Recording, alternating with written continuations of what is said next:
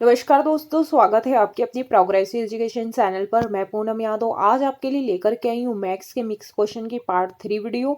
इसके पहले ही दोस्तों हमने पार्ट 1 और पार्ट 2 की वीडियो अपलोड कर दी है। यदि आप लोगों ने अभी तक मेरी उन वीडियो को नहीं देखा है तो आप उन्हें भी जाकर के ज़रूर देख लें।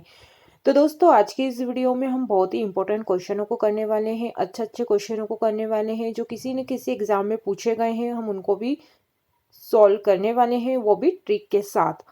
तो दोस्तों वीडियो को पूरा एंड तक देखिएगा। वीडियो अच्छी लगे तो लाइक शेयर एंड सब्सक्राइब जरूर करिएगा। तो चलिए दोस्तों बिना किसी तरीके करते हैं आज की इस वीडियो की शुरुआत। तो पहला क्वेश्चन आपकी स्क्रीन के सामने ये रहा। अतुल ने 20 रुपए की रोटी खरीदी और दुकानदार को 100 रुपए का नोट दिया। दुकानदार ने शेष राशि 2, 5 और 10 के मूल्य वर्ग के सिक्कों में दी।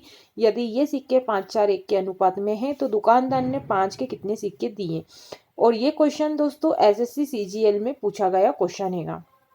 तो हमसे प्रश्न में बोला है कि 100 रुपए का नोट दिया और 20 रुपए की रोटी खरीदी।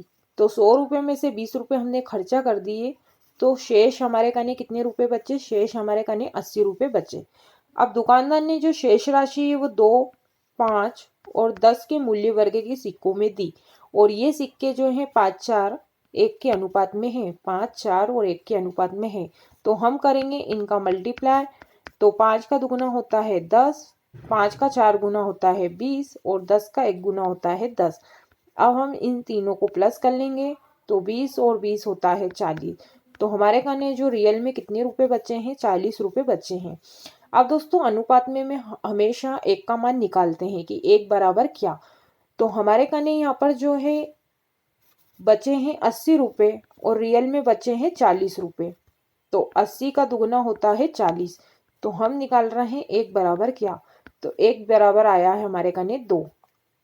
अब दोस्तों हमसे प्रश्न में बोला है कि 5 के कितने सिक्के दिए। तो यहाँ पर 5 के कितने सिक्के हैं? 4 सिक्के हैं। तो हम यहाँ पर 4 का कर देंगे दुगुना। तो हमें कितने सिक्के दिए हैं? 8 सिक्के दिए। तो ऑप्शन बी हमारा यहाँ पर करेक्ट हो जाएगा। तो आई होप कि आपको क्वेश्चन समझ में आया होगा। तो चलते हैं नेक्स्ट प्रश्नों की ओर। प्रश्न नंबर 2 है आपकी स्क्रीन के सामने। नकुल बाजार में सामान लेने गया। उसके पास कुछ पैसे हैं जिसमें से 20% वह गेहूं का आटा खरीदता है। शेष 25 पैसे खाना पकाने के तेल पर खर्च होता है। यदि उसके पास 900 रुपये बचे तो नकुल के पास कुल कितनी धनराशि थी। तो हमें यहाँ पर यह बताना है कि नकुल के पास में शुरू में कितने रुपए थे। और ये क्वेश्चन एसएससी सीएचएसएल 2022-23 में पूछा गया क्वेश्चन है। तो दोस्तों 20% और यहाँ पर 25% है। तो हम परसेंटेज को जब फ्रैक्शन में बदल लेंगे तो क्वेश्चन को सॉल्व करने में बहुत ही आसानी हो जाती है। तो 20% का जो फ्रैक्शन में मान होता है वो 1/5 होता है। और 25% का फ्रैक्शन में जो मान होता है वो 1/4 होता है। अब आप सोच रहे होंगे कि 1/5 और 1/4 कैसे आया। तो हम यहाँ पर क्या है 20 लिखते हैं और परसेंट की जगह हम नीचे क्या है 100 लिख देते हैं। तो 20 से कटा एक बार और 20 से कटा 5 बार। तो ऐसे ये फ्रैक्शन वैल्यू आती है। तो आई होप कि आपको ये जो है फ्रैक्शन वैल्यू कैसे निकालते हैं ये आपको आ गया होगा। तो हमने यहाँ पर जो है परसेंटेज को फ्रैक्शन में बदल लिया है। अब दोस्तों शुरू में हमें नहीं पता कि हमारे कने कितने रुपए थे, लेकिन प्रश्न में बोला है कि 20% गेहूं का आटा खरीदता, कि 5 रुपए में से यदि उनने 1 रुपए का गेहूं खरीदा तो कितने रुपए बचे? 5 बचे। आगे बोला 25 पैसे उनने खाना पकाने के तेल पर खर्च किया, यानी कि 4 में से 1 रुपए का क्या है उनने तेल खरीद लिया। तो शेष कितने बचे? 3/4 बचे। और उसके करने जो शेष राशि वो कितनी बची है? 900 रुपये बची है। अब बस हम कुछ नहीं है काटा पीटी करेंगे। तो दोस्तों ये 4 से ये 4 कट गया, 3 से ये 900 कटा 300 बार, 300 का हमने 5 में गुणा कर दिया। तो हमारे कने कितना आया? 1500 रुपये आया। तो जो शुरुआत में जो रुपए थे वो कितने थे? 1500 रुपये थे। तो ऑप्शन डी हमारा यहाँ पर करेक्ट हो जाएगा। हमने बस कुछ नहीं है, ये जो परसेंटेज था इसको हमने फ्रैक्शन में बदल लिया। जैसा हमसे क्वेश्चन में बोला है हमने वैसा ही प्रश्न को जमा दिया और सीधा हमारा आंसर निकल करके आ गया। चलते हैं अब नेक्स्ट प्रश्नों की ओर। क्वेश्चन नंबर 3 है आपकी स्क्रीन के सामने। एक वस्तु का क्रय मूल्य और अंकित मूल्य का अनुपात 3 और 5 है। यदि दुकानदार इसके अंकित मूल्य पर 16% की छूट देता है तो उस वस्तु को बेचे जाने पर होने वाले लाभ या हानि परसेंटेज बताइए। तो ये क्वेश्चन पटवारी 2023 में ही पूछा गया है। तो दोस्तों हमें यहाँ पर जो है कॉस्ट प्राइस और मार्क्ड प्राइस का जो है रेशो दिया है और वो हमें क्या दिया है 3:5 हमें दिया हुआ है। अब दोस्तों क्वेश्चन में बोला है कि अंकित मूल्य पर 16% की छूट देता है। तो अंकित मूल्य पर 16% की छूट देता है तो हमें यहाँ पर जो है दोनों का अनुपात दिया है। तो अनुपात में हम इनको कुछ भी मान सकते हैं। हम इनको 30 रुपये मान ले, 50 रुपये मान ले, 300 मान ले, 500 मान ले, जो आपकी इच्छा है आप वो मान सकते हो। तो मैं यहाँ पर जो है 300 मान लेती हूँ और इसको जो है मैं 500 मान लेती हूँ।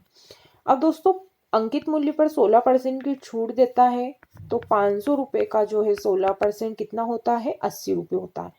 तो 500 में से हम 80 रुपये कम कर देंगे तो कितना आएगा यहाँ पर 420 रुपये आएगा। तो ये हमारे कने क्या है 420 रुपये है। अब दोस्तों ये हमारे कने है कॉस्ट प्राइस, ये हमारे कने है मार्क्ड प्राइस। अब 300 की वस्तु को हम 420 रुपये में बेचेंगे तो कितने का लाभ होगा, तो मैं यहाँ पर लिख देती हूँ। तो दोस्तों 300 की वस्तु को यदि हम 420 में बेचेंगे तो 120 रुपये का क्या होगा लाभ होगा। और लाभ प्रॉफिट हो या लॉस हो हम हमेशा जो है कैलकुलेट करते हैं कॉस्ट प्राइस पर। तो यहाँ पर जो है कितने रुपए हैं, तो यहाँ पर जो है 300 रुपये हैं। तो हम हमेशा नीचे रखेंगे 300 को और मल्टीप्लाई कर देंगे हम 100 से।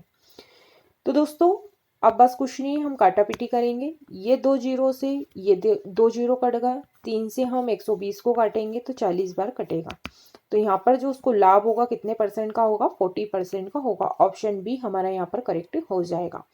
हमें यहाँ पर जो है कॉस्ट प्राइस और मार्क्ड प्राइस का जो है रेशो दिया हुआ था। हमने यहाँ पर हमें 16% की छूट दी है तो हमने इसको 500 मान लिया, 300 मान लिया। आपकी जो इच्छा हो 30, 50, 300, 500 जो आप मान सकते हो, 3000, 5000 जो आपका मानना है वो आप मान सकते हो। तो हमने 500 रुपये का 16% निकाला जो कि 80 रुपये होता है। 500 में से 80 गया तो हमारे कने आया 420। और 300 की वस्तु को यदि 420 में बेचेंगे तो 120 रुपये का लाभ होगा। और हम हमेशा प्रॉफिट हो या लॉस हो हम हमेशा जो है कॉस्ट प्राइस पर ही कैलकुलेट करते हैं। तो नीचे हमने लिखा कॉस्ट प्राइस और मल्टीप्लाई कर दिया 100 से, तो हमारा जो है आंसर निकल करके आ गया। तो आई होप कि आपको क्वेश्चन समझ में आया होगा। चलते हैं नेक्स्ट प्रश्नों की ओर। क्वेश्चन नंबर 4 है आपकी स्क्रीन के सामने। एक लड़का साइकिल से अपने घर और स्कूल के बीच एक निश्चित दूरी तय करता है। 15 किलोमीटर की औसत चाल से साइकिल चलाते हुए वह 10 मिनट देर से पहुंचता है। हालांकि 20 किलोमीटर की औसत चाल से साइकिल चलाकर वह 5 मिनट पहले पहुंच जाता है। इसके उसके घर और स्कूल के बीच की दूरी याद करें। और ये क्वेश्चन एसएससी CHSL में पूछा गया क्वेश्चन है। तो दोस्तों जब भी हमें जो समय एक दिया हमें है जल्दी और एक हमें दिया है लेट, तो जब भी जल्दी और जल्दी वाला जब क्वेश्चन आपको देखने को मिलता है तो हम हमेशा क्या है माइनस करते हैं। यदि हमें लेट लेट दिया है तब भी हम माइनस करते हैं। और यदि जल्दी और लेट दिया है, जल्दी और लेट दिया है तो हम हमेशा क्या है प्लस करते हैं। ये आपको अच्छे से याद रखना है। अब दोस्तों हमें यहाँ पर जो है क्वेश्चन में बोला है कि 15 किलोमीटर की यदि औसत चाल से चलता है तो वो 10 मिनट देर से पहुंचता है। हालांकि 20 किलोमीटर की औसत चाल से चलता तो वो 5 मिनट पहले पहुंच जाता है। तो उसके घर और स्कूल के बीच की दूरी याद करें। तो दोस्तों इसकी एक बहुत ही छोटी सी ट्रिक होती है कि दोनों की जो स्पीड है पहले तो हम उसका मल्टीप्लाई करेंगे। तो यहाँ पर हमें दिया है 15 × 20 और नीचे हम लिखेंगे दोनों की चाल का डिफरेंस। दोनों की जो है स्पीड उसका हम लिखेंगे यहाँ पर अंतर। नीचे हम हमेशा क्या करते हैं स्पीड का अंतर लेते हैं। तो यहाँ पर है 15 और यहाँ पर है 20। तो दोनों में जो है अंतर कितने का, दोनों की स्पीड में 5 का अंतर है।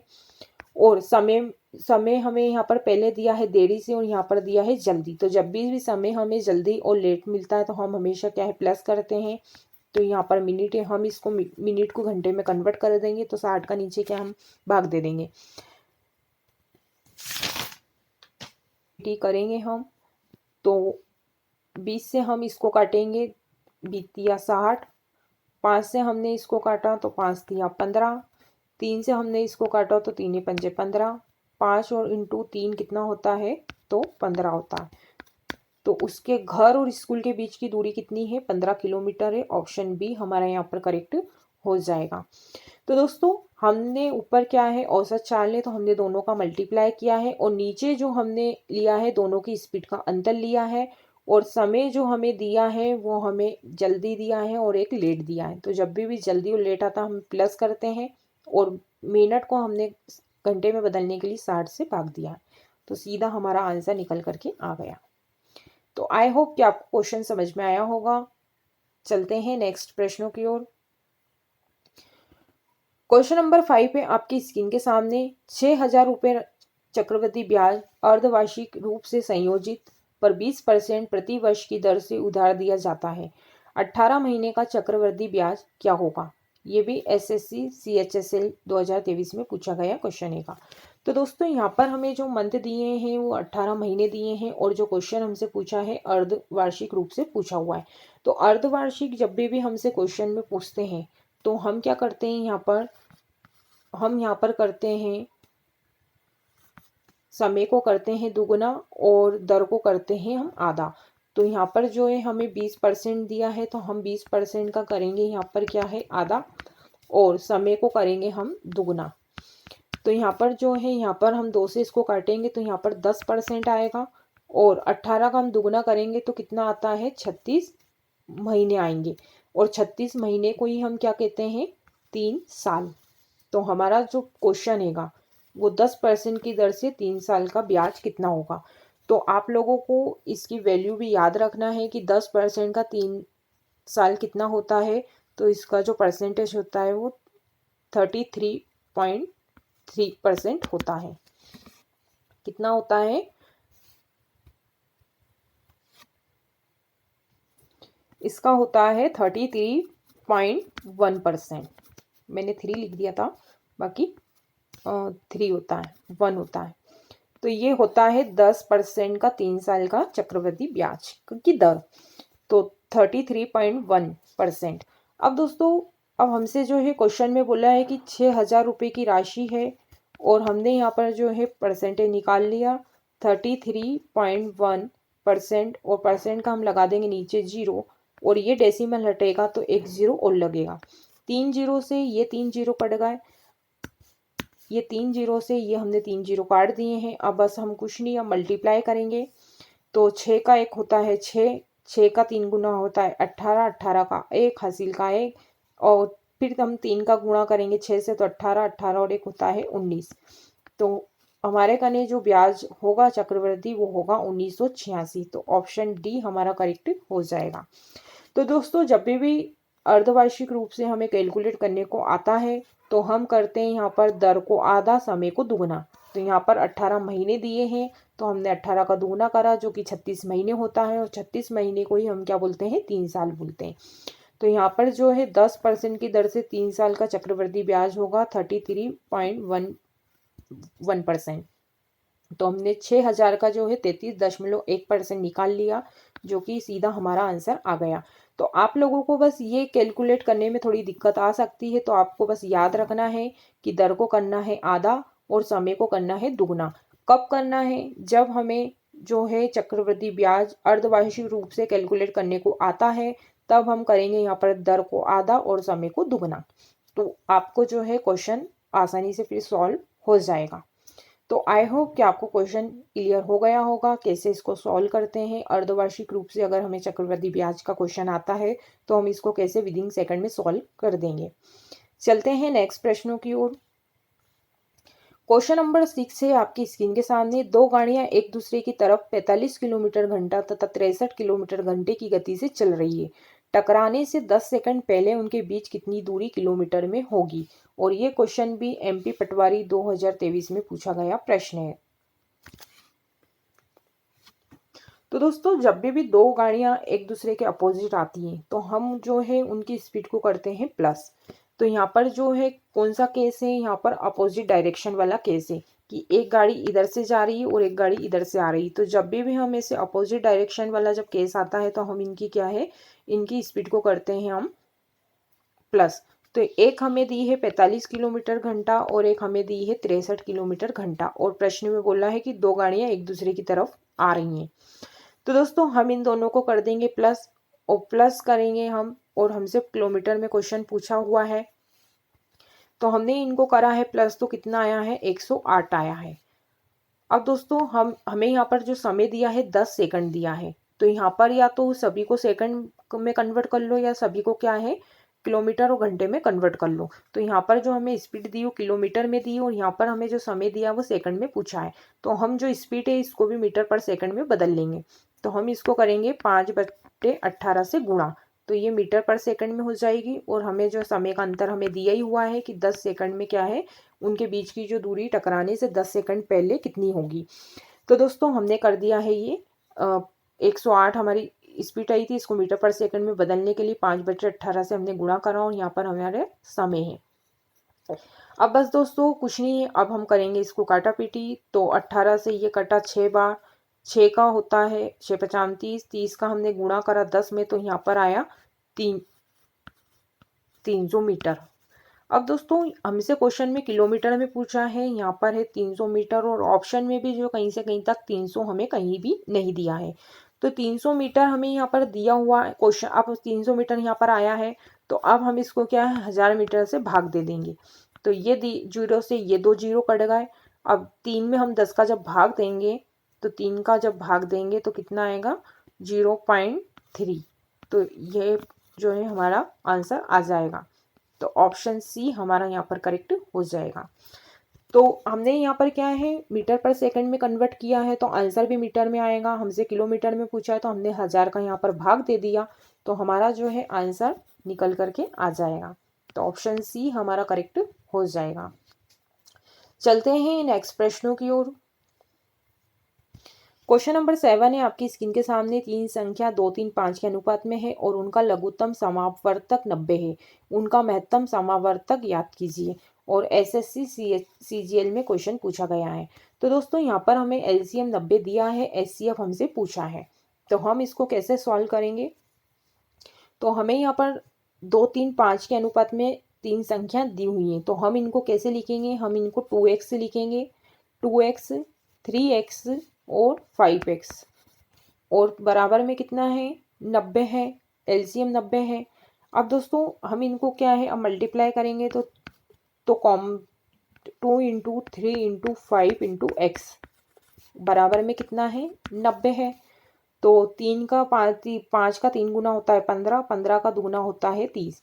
तो यहाँ पर जो है क्या आएगा 30x बराबर 90। अब हम इसको काट देंगे तो 30 का ये होता है 3 गुना, तो x की वैल्यू कितनी आ गई 3 आ गई। तो जो एचसीएफ होगा वो कितना होगा वो 3 होगा। तो हमारा आंसर आ जाएगा। तो ऑप्शन डी हमारा यहाँ पर करेक्ट हो जाएगा। बहुत ही सिंपल क्वेश्चन था। चलते हैं नेक्स्ट प्रश्नों की ओर। क्वेश्चन नंबर 8 है आपकी स्क्रीन के सामने। एक बर्तन में 60 लीटर दूध है, 6 लीटर दूध निकाला गया व 6 लीटर पानी डाला गया। दोबारा 6 लीटर मिश्रण निकाला गया और 6 लीटर पानी डाला गया। दूध की शेष मात्रा याद करें। तो दोस्तों यहाँ पर जो दूध निकालने की जो प्रोसेस हुई है वो 2 बार हुई है। पहले 6 लीटर दूध निकाला, फिर 6 लीटर पानी डाला, फिर क्वेश्चन में बोला दोबारा 6 लीटर मिश्रण निकाला गया और 6 लीटर पानी डाला गया। तो इसकी बहुत ही शॉर्ट ट्रिक होती है। क्या करेंगे कि कितना दूध निकाला आउट ऑफ कितने में से।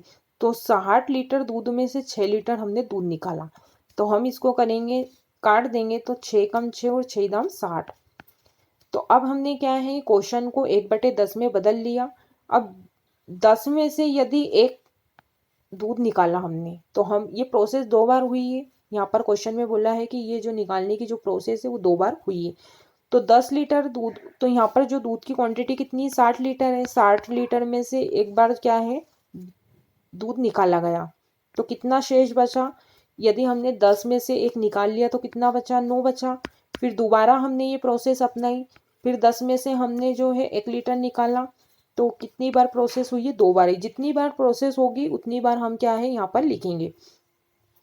अब बस दोस्तों हमने जितना प्रश्न में बोला था हमने उतना ही बार लिखा है। अगर 3 बार बोलते तो हम 3 बार लिखते।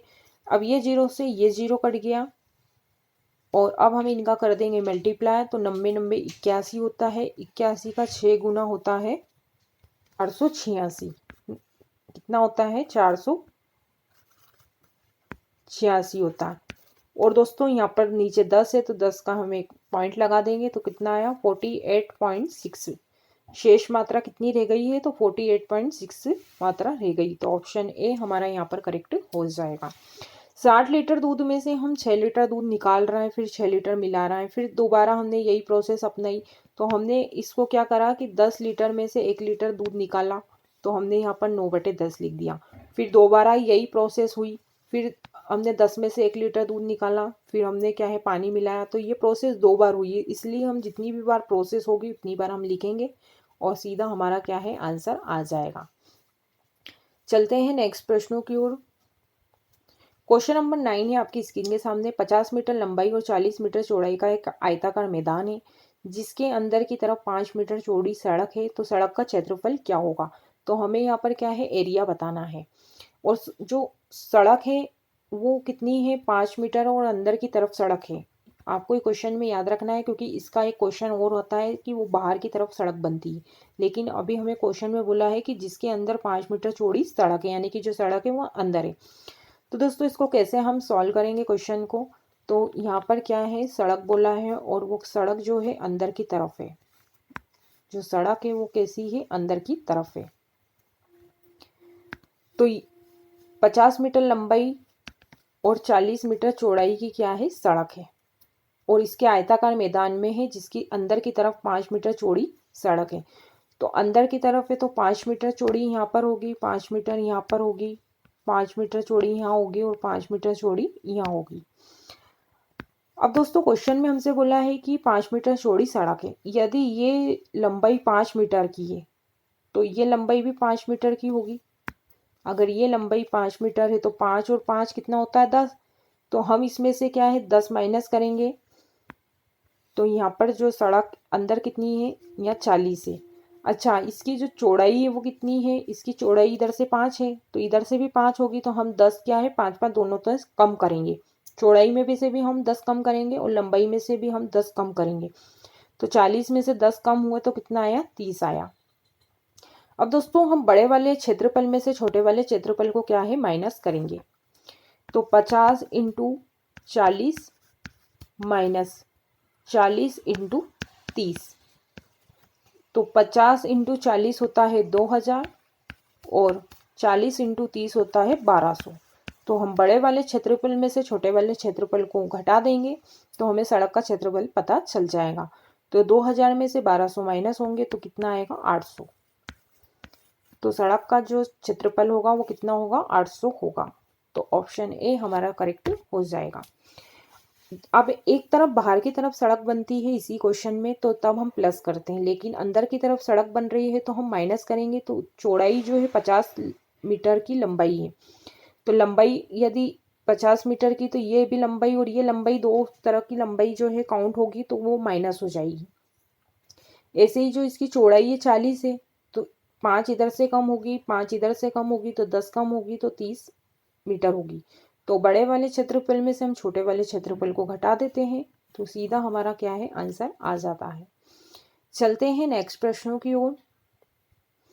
क्वेश्चन नंबर 10 है आपकी स्क्रीन के सामने। एक्स और वाई की मासिक आय क्रमशः 6,000 रुपये और 8,000 रुपये है। उनके व्यय क्रमशः 75% और 60% है, तो उनकी बचत का अनुपात याद करें। ये फॉरेस्ट में पूछा गया क्वेश्चन है 2023 में। तो दोस्तों यहाँ पर हमें एक्स और जो वाई है उसकी जो मासिक आय है वो 6,000 रुपये है, और वाई की जो है 8,000 रुपये है। अब दोस्तों उनके जो व्यय है यानी जो उनके खर्चे हैं वो 75% और 60% है, तो उनकी बचत का अनुपात हमें बताना है। तो यदि वो 75% खर्च करता है तो 25% बचाता होगा, कौन? एक्स। और यदि वाई 60% खर्च करता है तो 40% वो क्या है बचाता होगा, कौन? वाई। अब दोस्तों ये 3 जीरो से हमने ये 3 जीरो को काट दिया, यहाँ पर बचा 6 इंटू 25, और ये परसेंटेज से भी हमने ये परसेंटेज को काट दिया, और यहाँ पर बटा 8 इंटू 40, राइट। अब दोस्तों 25, अब हम इसको 5 से काटेंगे 25 को, तो 5 25 वानो 8 40, 2 से इसको काटा 3 बार, 2 से इसको काटा हमने 4 बार, तो 3 इंटू 5 होता है 15, और 8 और 4 होता है 8 32, 4 8 32। तो यहाँ पर जो दोनों के बचत का अनुपात है वो कितना है? 15:32। तो ऑप्शन ए हमारा करेक्ट हो जाएगा। तो दोस्तों आज के लिए बस इतना ही। मैं उम्मीद करती हूँ कि जितने भी आज हमने इस वीडियो के माध्यम से 10 प्रश्नों को सॉल्व किया है, आप लोगों को अच्छे से समझ में आ गए होंगे। आपको सॉल्व में प्रश्नों को सॉल्व करने की मेथड अच्छे से समझ में आ गई होगी। यदि आप लोगों को वीडियो अच्छी लगी है तो लाइक ज़रूर करिएगा और प्यारा सा कमेंट बॉक्स में कमेंट्स करके ज़रूर बताइएगा कि आपको वीडियो कैसी लगी।